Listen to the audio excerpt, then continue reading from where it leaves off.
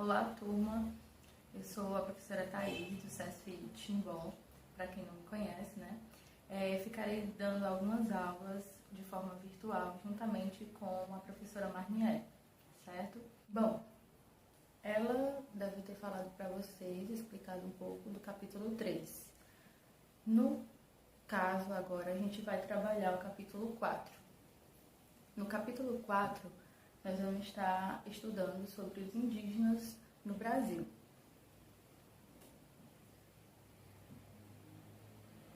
Bom, existem algumas hipóteses de como os indígenas chegaram até a América. Quando os portugueses chegaram aqui, já existiam os indígenas, os povos indígenas mais diversos. E a partir da chegada dos brancos, né, dos negros, juntamente com os indígenas, formou essa miscigenação que é hoje o povo brasileiro.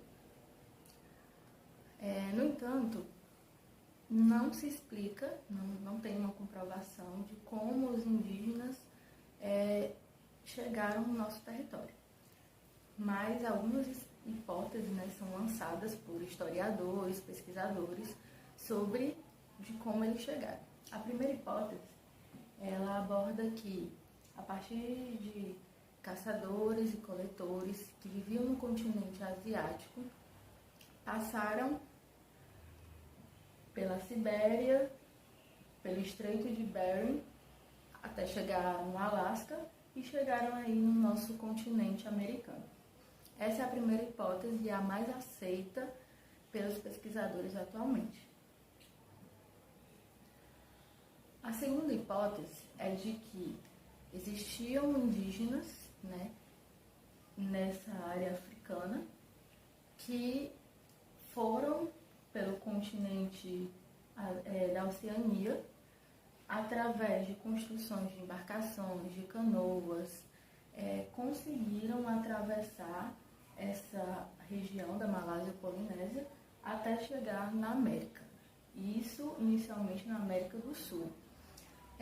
Essa ideia ela foi apresentada depois da descoberta do crânio da Luzia, né, que foi encontrado nessa região da América do Sul. Esse crânio ele não tinha traços mongólicos, como acreditavam que seria aí no caso da Ásia, mas tinham traços negroides, como se eles tivessem vindo realmente da África, do continente africano. Então essa teoria já é debatida, né, atualmente, e coloca, digamos, em dúvida a primeira hipótese, que é a mais aceita.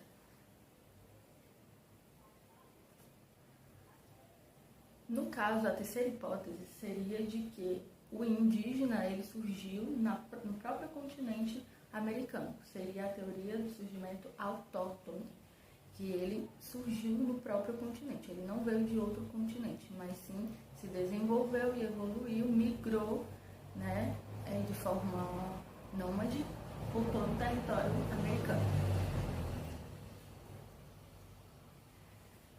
Bom, os costumes dos indígenas, né, eram bem diferentes do que se vivia no continente europeu.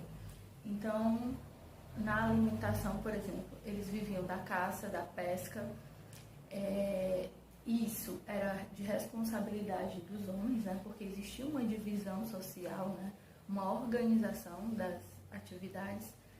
E nessa divisão os homens ficavam responsáveis pela caça, pela pesca, pela proteção da tribo, enquanto que as mulheres elas cuidavam dos curumins, que eram as crianças, e ficavam responsáveis por confeccionar objetos, utensílios, também pela plantação, pela colheita. Então ela tinha essas suas atividades. E os curumins, eles não iam para a escola, mas eles aprendiam com os mais velhos. Então, como eles iriam futuramente se organizar socialmente, as lendas, as danças, né, as tradições, medicamentos que eram fabricados a partir de plantas medicinais, né, que existiam na própria floresta. Então, eles aprendiam isso com o tempo.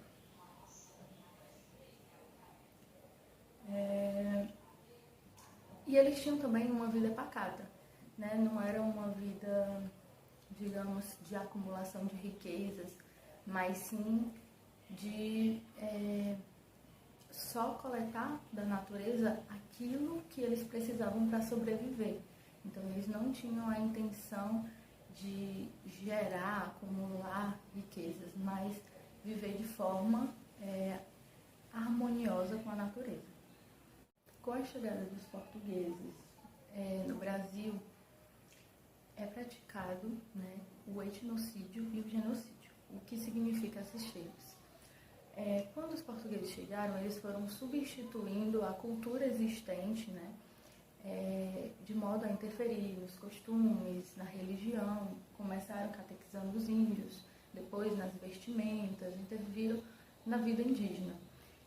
Isso é a prática do etnocídio, que seria a substituição da cultura existente pela cultura implementada por eles.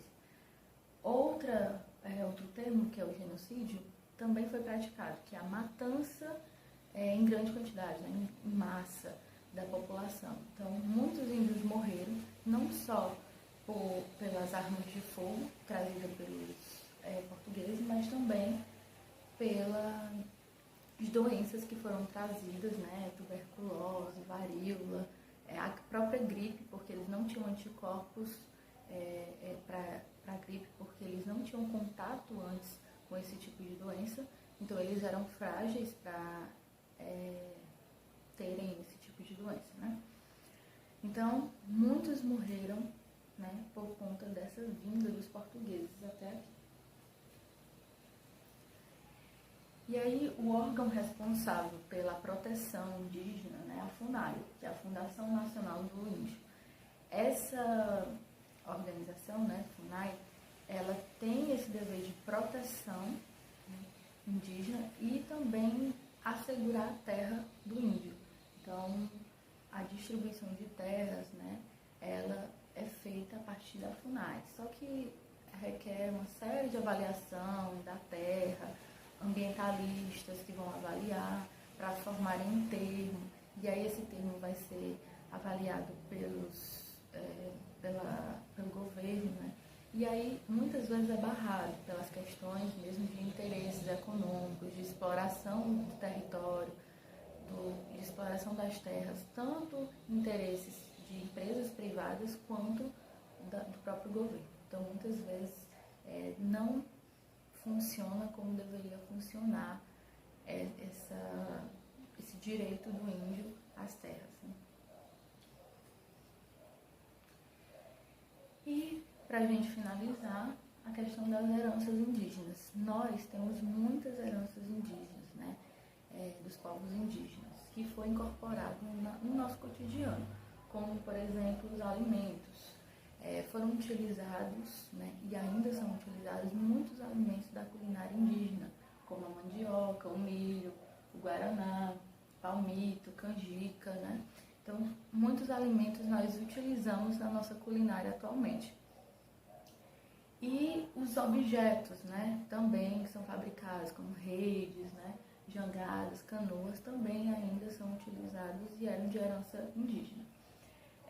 No vocabulário também foi incorporado muito a nossa linguagem, como, por exemplo, as palavras canga, pipoca, cajá, jacaré. Então, são alguns dos termos que fazem parte da nossa linguagem atualmente, né, que era de herança indígena. E as lendas, né, que serviam muito para explicar o que acontecia, né, os acontecimentos naturais, já que eles não tinham comprovações científicas, então eles criavam histórias, lendas, que eram contadas para as crianças para explicar os fenômenos da natureza, aquilo que acontecia, que eles não tinham explicação. Então, até hoje, né, as lendas aí folclóricas, né, são utilizadas no nosso dia a dia. O Curupira, Saci, Boitatá, Vitória Régia. Então, são algumas das lendas que ainda são contadas nas escolas, por exemplo, atualmente. E é isso, eu espero que vocês tenham compreendido, né? Nós iremos fazer as atividades agora e qualquer dúvida vocês vão poder estar tirando aí com a gente ao longo desse período, né, de quarentena.